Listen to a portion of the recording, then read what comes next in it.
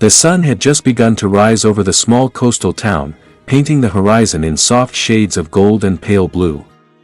A faint breeze carried the scent of salt from the sea, mingling with the distant hum of early morning traffic. Miguel stood at the bus stop, clutching the strap of his worn-out backpack. It wasn't much, just a faded canvas bag with frayed edges, but inside it held everything he needed to start his new life: a change of clothes, a small notebook, and a single photograph of his family. He had arrived in this country only 3 weeks ago, chasing the promise of better days. Back home, in a tiny farming village miles away from the nearest city, life had been a constant battle against poverty.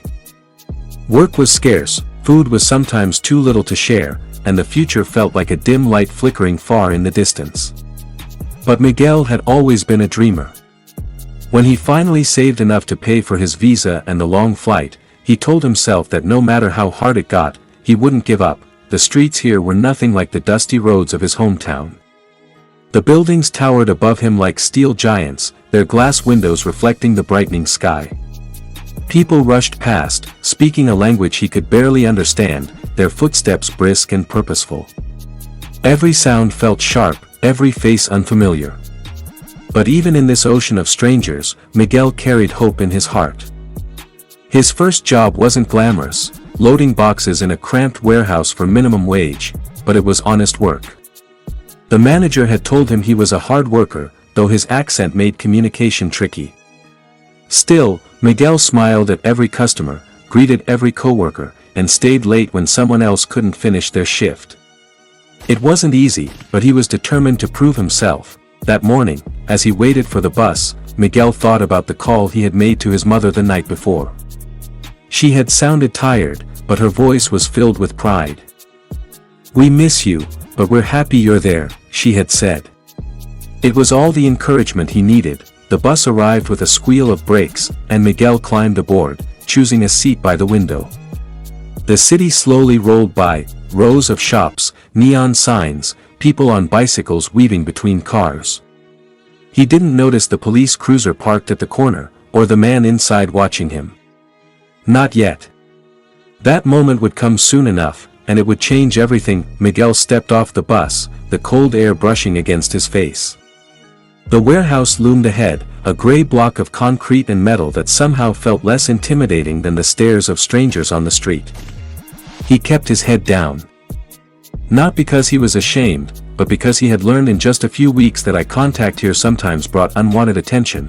As he crossed the street, the sound of an engine idling caught his ear.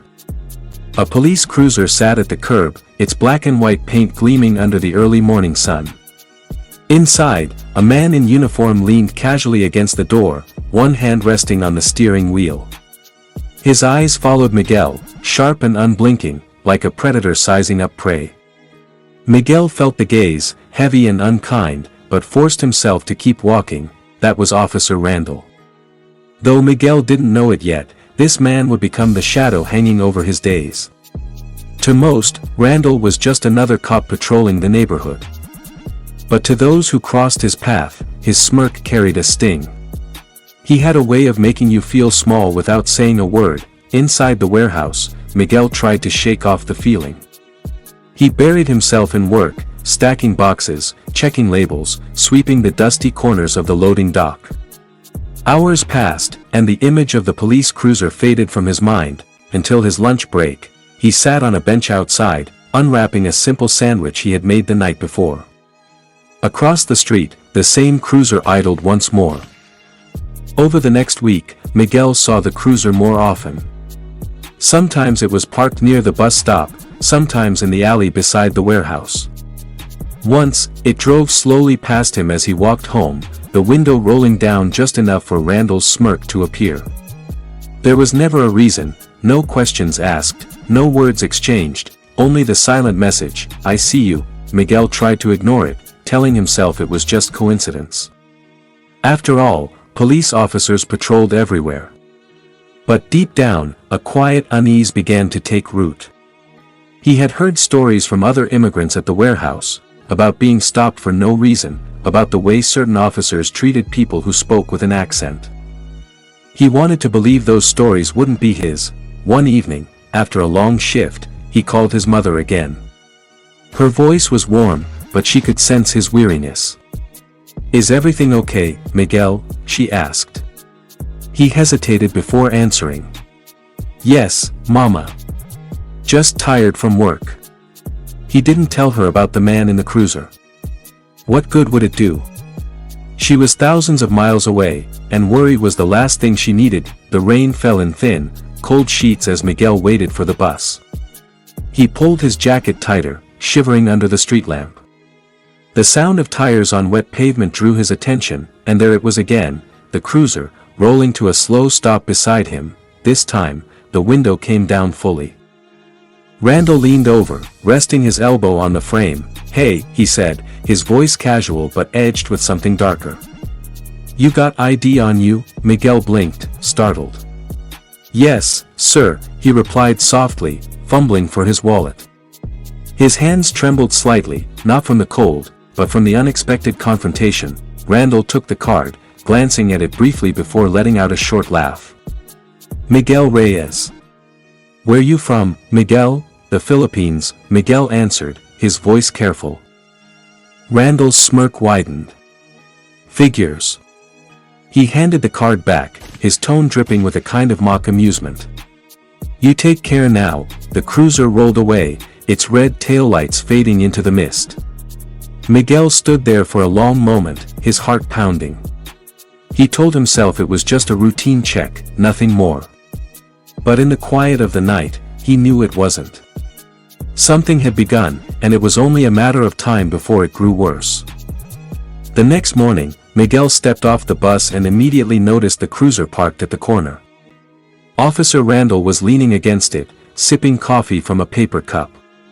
Miguel considered crossing the street to avoid him, but the warehouse entrance was only a few steps away. "Morning, Miguel," Randall called out, his voice carrying over the hum of traffic. Miguel hesitated before answering. "Morning, sir." Randall's eyes narrowed. "Sir. That's polite. You always this polite back where you're from?" Miguel forced a small smile. "I try to be polite everywhere," Randall chuckled, shaking his head. "Polite's good. But you gotta be careful. People might take advantage of that." He tilted his head in a way that made the words feel less like advice and more like a warning. Miguel nodded and walked quickly into the warehouse, pretending he didn't hear the faint laugh that followed him. Over the following days, Randall seemed to appear everywhere Miguel went. If Miguel stopped at the grocery store, the cruiser would be parked nearby. If he walked home after work, headlights would follow at a slow crawl before turning away. One afternoon, Miguel left the warehouse and spotted Randall talking to another officer.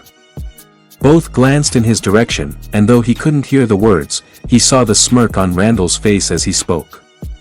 The other officer laughed, shaking his head. Miguel felt his chest tighten. At night, he lay awake in his small apartment, the sound of passing cars keeping him restless. Every time he heard an engine slow down outside, his heart skipped. It happened on a Tuesday morning. Miguel was halfway through unloading a delivery when Randall pulled up beside the loading dock. "Hey, Reyes."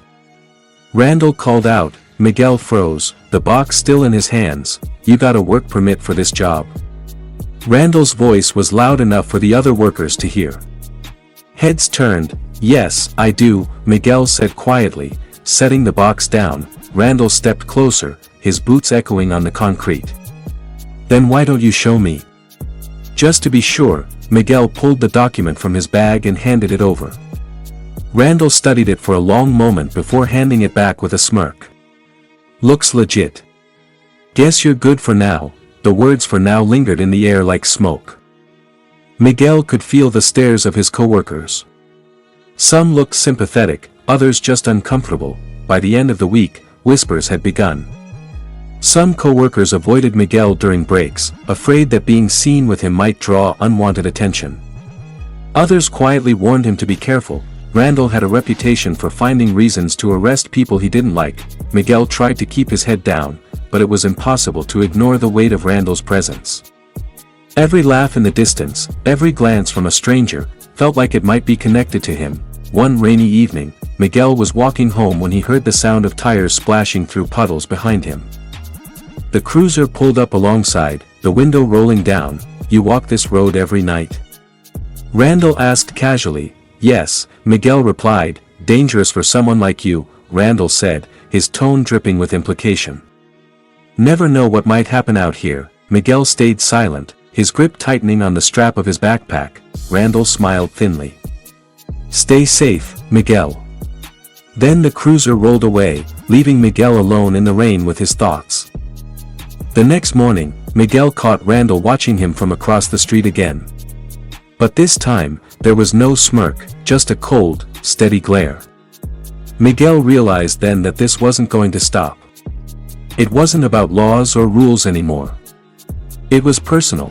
He didn't know why Randall had chosen him, but he could feel the invisible line being drawn. It was no longer a matter of if something would happen. It was only a matter of when. It was a bright afternoon, the kind where the sunlight seemed almost too harsh, making every shadow sharper. Miguel had just finished his shift and was heading to the bus stop when he heard the familiar sound of a car slowing down behind him. The cruiser rolled up. And Randall stepped out this time, not bothering to close the door. He walked toward Miguel, hands resting on his belt. "Got a minute?" he asked, though it wasn't really a question. Miguel swallowed hard. "I need to catch my bus, sir." Randall's lips curled. "Buses run every 20 minutes. You can spare a few seconds for a chat." People on the sidewalk slowed their pace, some pretending not to look, others openly watching. Randall stepped closer until Miguel could smell the faint scent of coffee on his breath. "Word is, you've been hanging around some folks I don't like." "That true? I just go to work and go home," Miguel replied carefully. Randall tilted his head. "See, that's good. Keep it that way." He gave Miguel a pat on the shoulder that felt more like a shove, then walked back to his cruiser, smirking at the onlookers before driving away. The next few days, Miguel noticed people avoiding him even more. Co-workers stopped inviting him to sit with them during breaks. The grocery store cashier, who used to greet him with a smile, now rang up his items without making eye contact. He felt invisible, except to Randall. And Randall seemed to be everywhere, lurking at street corners, parked across from the warehouse, or following just close enough that Miguel could see the cruiser's reflection in store windows. At night, Miguel's apartment felt like a cage. He would sit by the window, staring at the empty street, waiting for headlights that might never come. On a busy Friday morning, as deliveries piled up and the warehouse buzzed with activity, Randall strolled in through the open loading bay. He didn't ask permission. He didn't need to. "Inspection," he announced, though no one had called for one. He went straight to Miguel, ignoring the other workers. "Got your ID and work papers on you, Reyes?" Miguel handed them over, his hands shaking slightly. Randall examined them slowly, turning them over as if searching for a flaw.